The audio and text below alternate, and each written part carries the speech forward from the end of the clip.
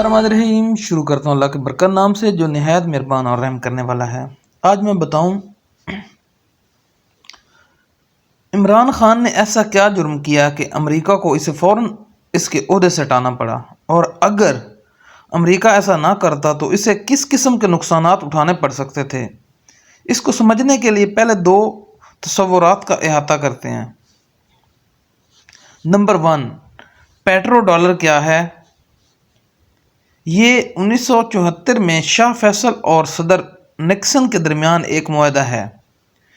Number 2, 1953 में हिंदुस्तान और Soviet union means रूस के दरमियान हिंदुस्तानी रुपया रूबल तजारत का मुआहदा हुआ।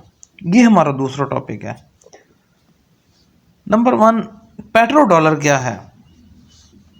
इस मुआहदे के तहत सऊदी अरब जिम्मेदारी ये थी कि ओपेक के तमाम ममालिक को तेल अमरीकी डॉलर में फ़रोख्त करने पर राज़ी करे और कोई दूसरी करेंसी या सोना कबूल ना करे। फ़रोख्त से हासिल होने वाली तमाम आमदनी अमरीकी बैंकों या फेडरल रिज़र्व में जमा की जाएगी, जिससे यूनाइटेड स्टेट डॉलर की मदद में इजाफ़ा होता है, क्योंकि किसी भी मुल्क को तेल ख़रीदने के लिए पहले यूएसडी ख़रीदना पड़ता है और ये इंतज़ाम यूनाइटेड स्टेट डॉलर को मजबूत रखता है। बदले में सऊदी करेंसी $1 3.75 रियाल मुकर्रर की गई थी। सऊदी मुआशियत की हालत जैसी भी हो, अमरीकी डॉलर और रियाल की शरह यही रहेगी, और यही वजह है कि आज 48 ईयर्स बाद भी $1 3.75 रियाल के बराबर है। दूसरा, अमेरिका ने गारंटी दी थी कि आल सऊद इक़्तिदार में रहेगा और कोई बंदा इक़्तिदार हासिल नहीं कर सकेगा। हुकूमत में कोई तब्दीली नहीं होगी। अमेरिका की जिम्मेदारी इस बात को यकीनी बनाना थी कि ओपेक ममालिक में से कोई भी इस मुआहदे से किसी सूरत भी बाहर ना निकले। इराक और लीबिया ने बगावत की और हम सब जानते हैं इनकी हालत क्या हुई। और अब हमारा दूसरा टॉपिक है 1953 में हिंदुस्तान और सोवियत यूनियन रूस के दरमियान हिंदुस्तानी रुपया रूबल तजारत का मुआहदा क्या था। ये वो मुआहदा था जिसके तहत रूस ने हिंदुस्तानी ख़रीदारी के लिए वो हिंदुस्तानी रुपये में अदायगी करेंगे। इससे हिंदुस्तानी रुपये की मांग में इजाफा होता रहेगा और करेंसी मजबूत रहेगी। नंबर 2, हिंदुस्तान से रूसी ख़रीदारी के लिए रूसी रूबल में अदायगी करेंगे। इससे रूबल की मांग में इजाफा होता है और करेंसी मजबूत रहती है।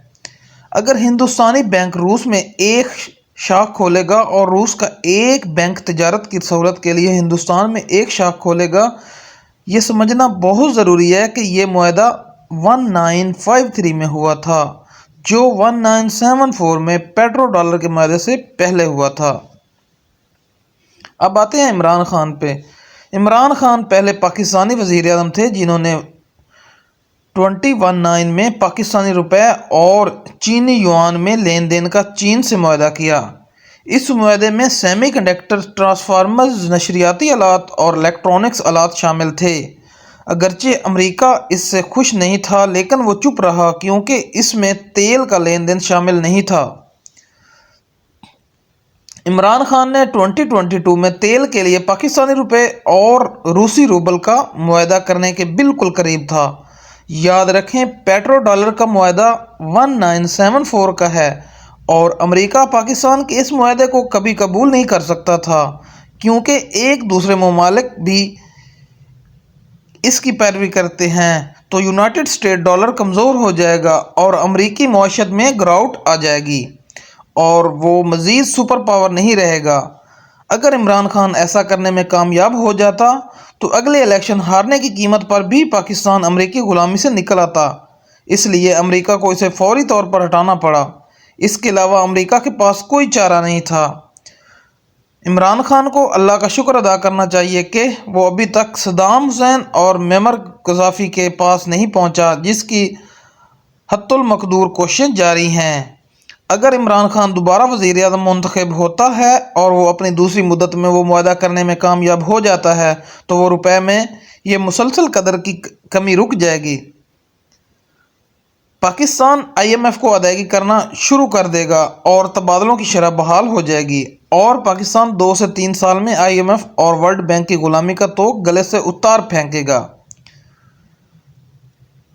سیاسی وابستگی سے بالا تر ہو کر حب الوطنی کو ملحوظ خاطر رکھتے ہوئے اپنی اور اپنے آئندہ نسلوں کے لیے سوچیں۔ یہ سب کچھ موجودہ حکومت کر لے تو ملک خوشحال ہو سکتا ہے۔